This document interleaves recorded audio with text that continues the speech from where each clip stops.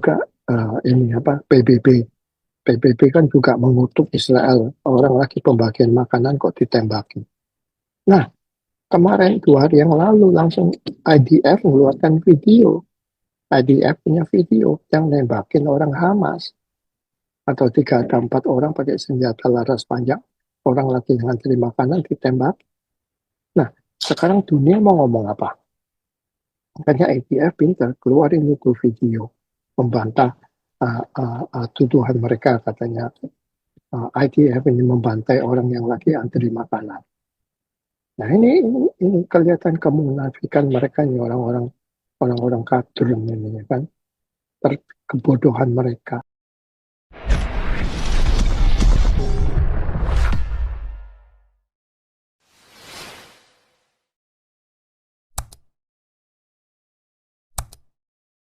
Gitu. Terima kasih Pak Paul, terima kasih. Oke. Ini ombong lagi, ombong. Lanjut. Iya, jadi gini Pak Paul, kalau kalau yang kita lihat ada dua ini ya sisi sudut pandang ya.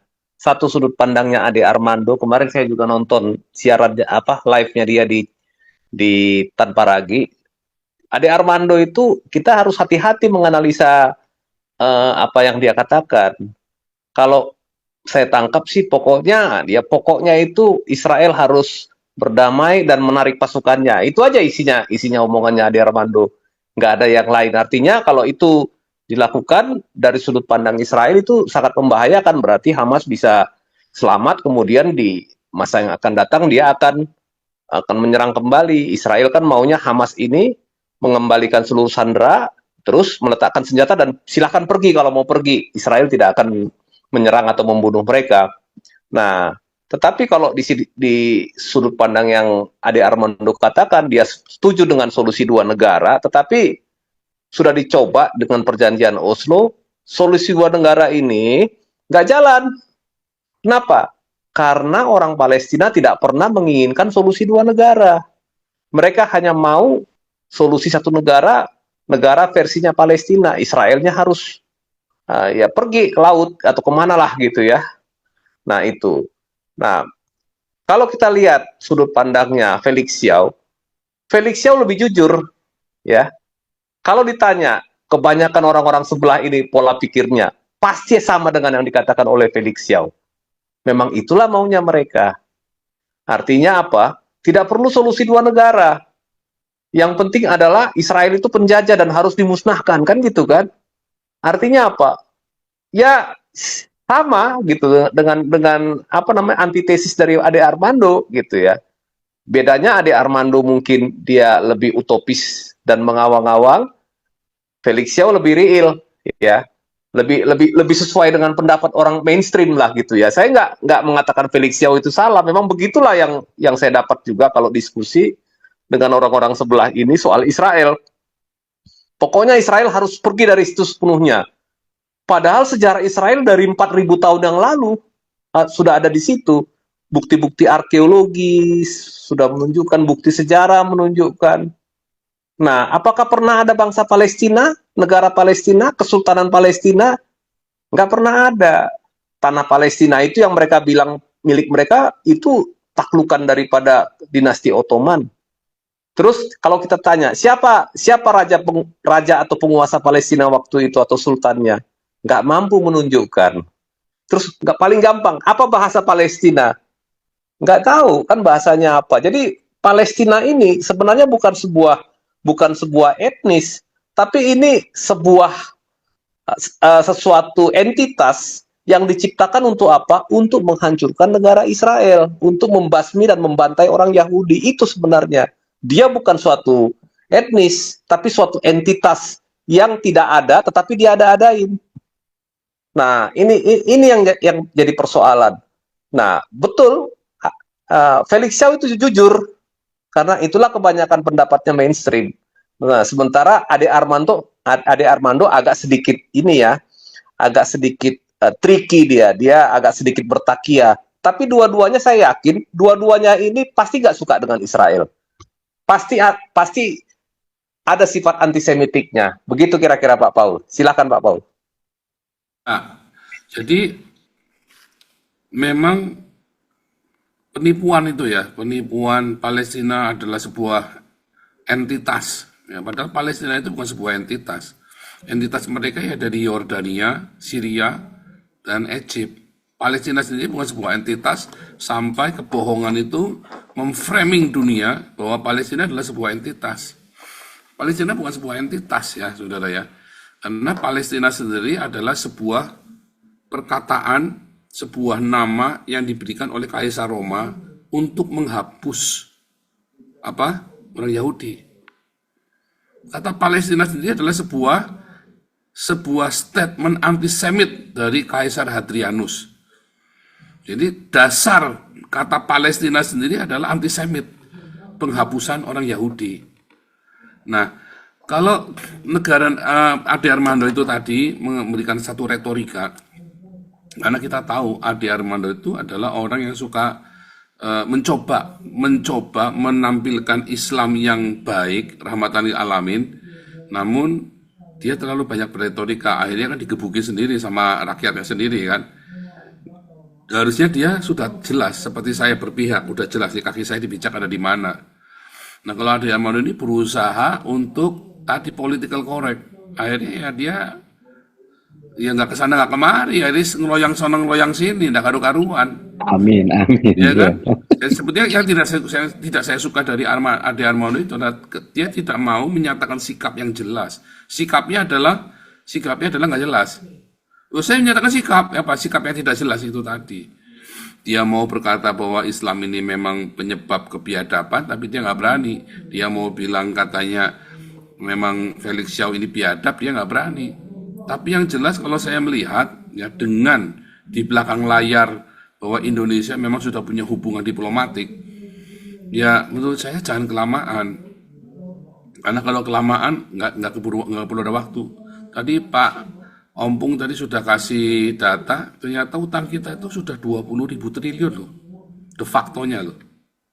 Ya, data statistik yang kelihatan yang dilaporkan cuma 9.000 triliun, tetapi de factonya katanya 20.000 triliun. Saya cukup kaget tuh 20.000 triliun.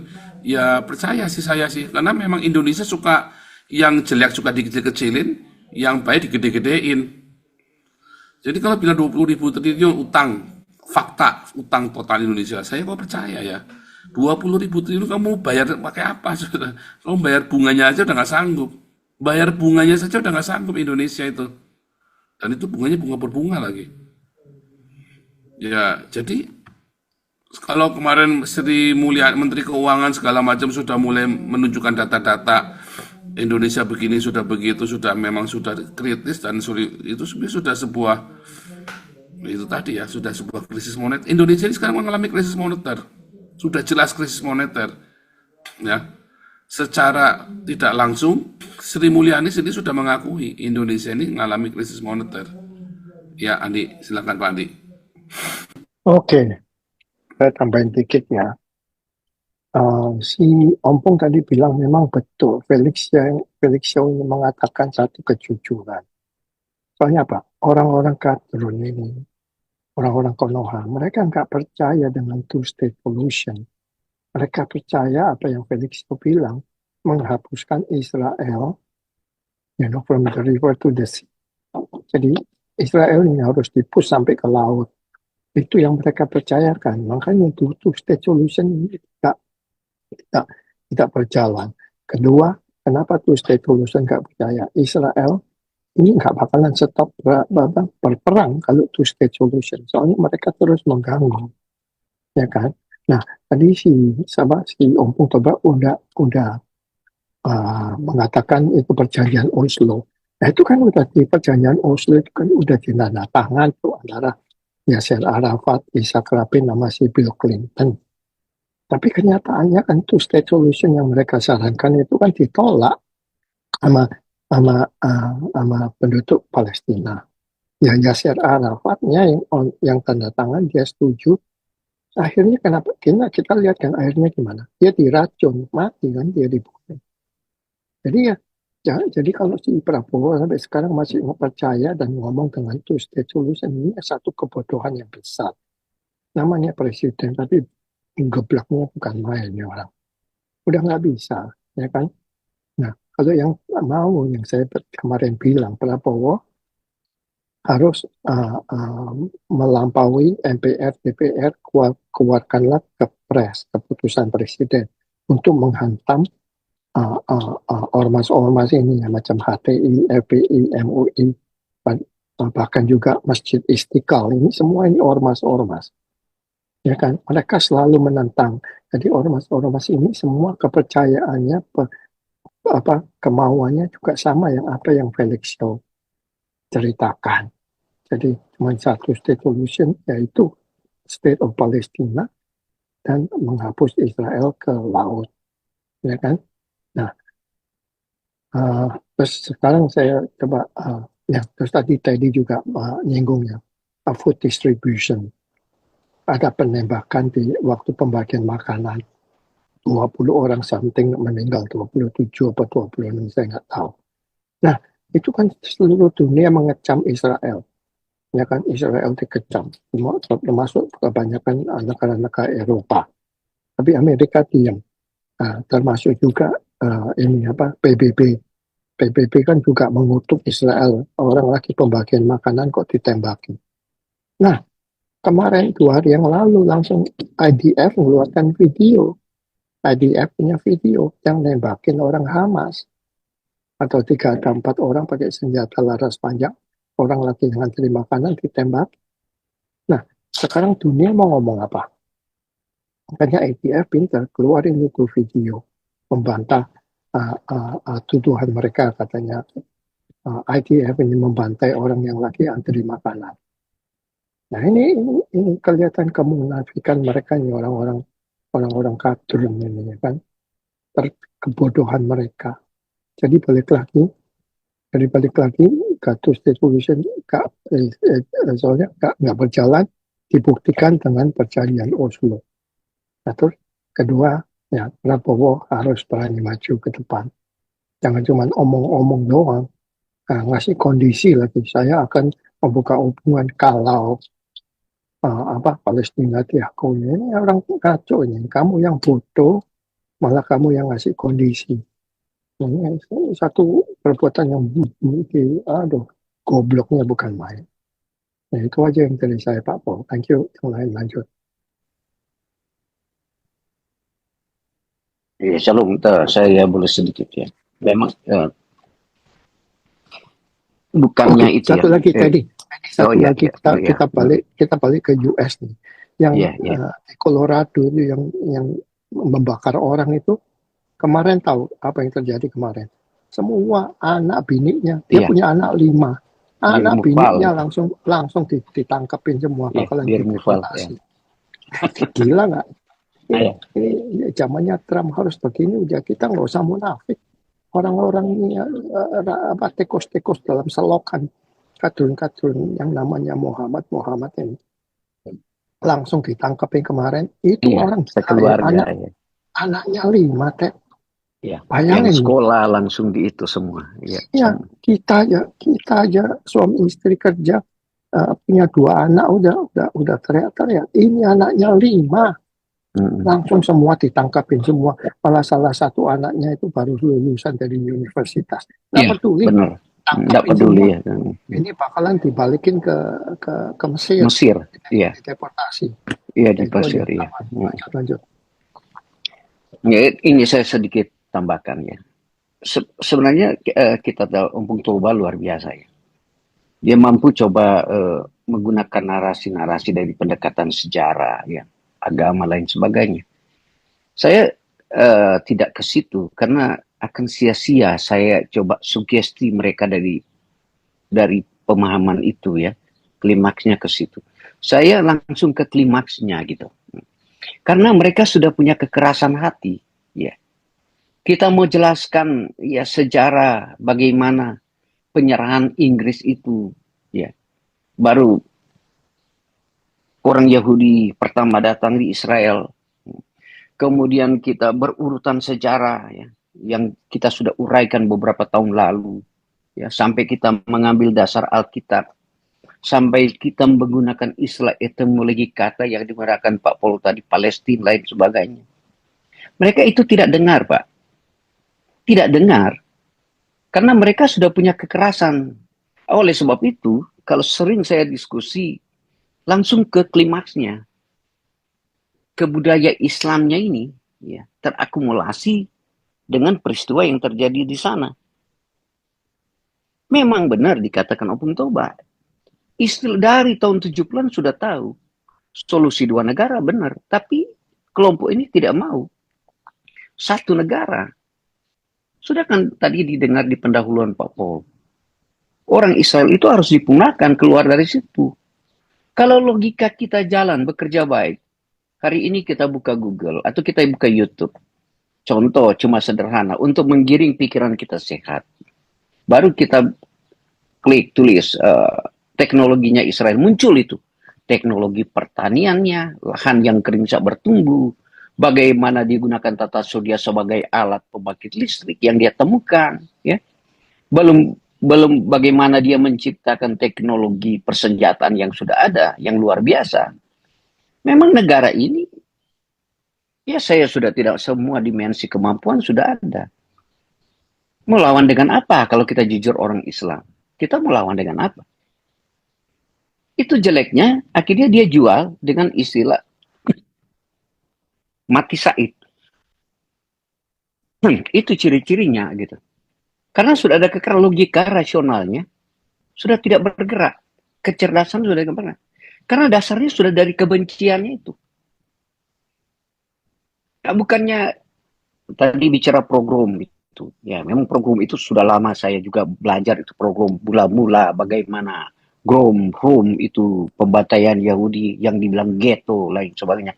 Boleh kita analisa dari situ bagaimana terjadi di Polandia ya. Kembali dia ke berawal dari situ berkembang kemana ya. Memang orang Yahudi ini seperti itu. Tetapi mula-mulanya orang Yahudi keluar kan dari bangsa Israel, dia keluar. Bukan dikatakan mereka tidak ada di situ. Itu pun kalau kita menjelaskan kepada kelompok-kelompok Islam ini ya, yang IQ-nya di bawah, yang tidak mau menerima itu, mereka tidak akan terima. Nah, sekarang bagi kita, sama Pak Paul, kalau kita diskusi, sebenarnya kita harus lawan dengan apa?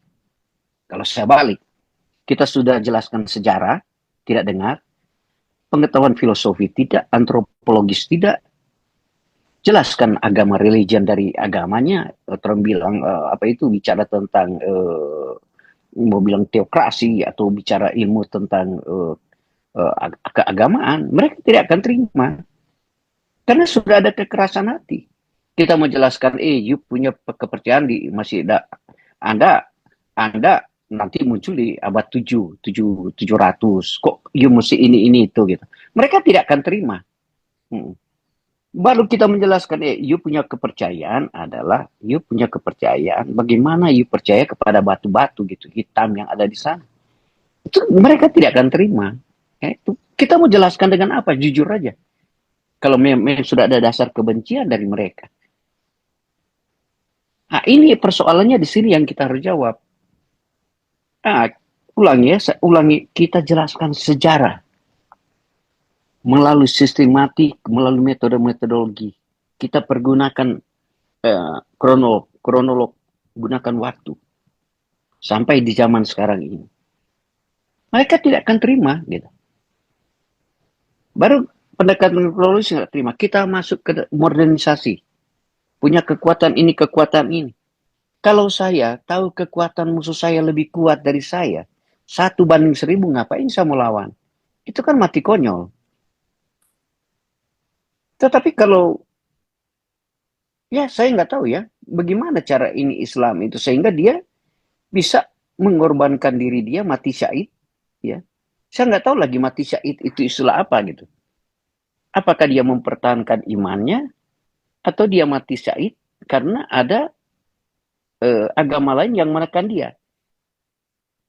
Bedanya ini Islam ini, kalau mati syahid bukan ditekan oleh apa, tapi dia bagaimana tubuh dia bunuh, dia pasang bom untuk ke kelompok orang yang minoritas atau orang lain.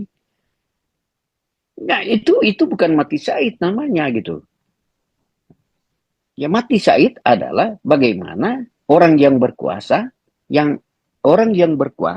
ya, yang tidak setuju dengan kepercayaan Anda, maka yang berkuasa itu memenggal kepala Anda. Itu yang bilang mati, tapi Anda berbalik gitu. Mau jelaskan begini susah kepada mereka. Ya. Tetapi untuk saya, pandangan saya masih pegang kejujuran orang-orang orang-orang gnoktis maupun orang-orang sekuler.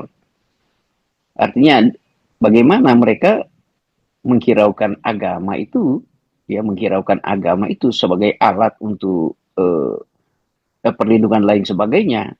Akhirnya sih orang-orang sekuler ini mereka bantai lah dengan kekuatan mereka. Daripada mereka meninggal, mereka bantai itu. Kan pernah teori daripada Ronald Reagan yang saya kalau kita ini kalau kalah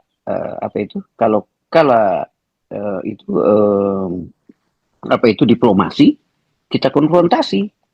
Nah, itu cara berpikir orang sekuler. Begitu juga Islam. Kita sudah tegur tidak itu, maka dia gunakan konfrontasi. Ini yang pandangan saya. Tadi Om Toba jujur aja ya. Saya jujur ya. Saya boleh menarasikan semua sejarah itu, ya, yang sudah diulang-ulang sering itu. Tetapi mereka seperti di kitab Roma itu, mereka sudah ada kekerasan hati. Mereka sudah tidak menerima apa aja. Oleh sebab itu saya tadi mengambil kesimpulan apa yang disampaikan oleh Felix Xiao sama Ade Armando itu sama-sama aja. Kedua-duanya ada kebenarannya, tapi kebenarannya di balik itu tidak memerdekakan. Ya, artinya kebenaran semu yang dibilang tadi oleh Om Toba, saya ingat bilang otopis itu benar.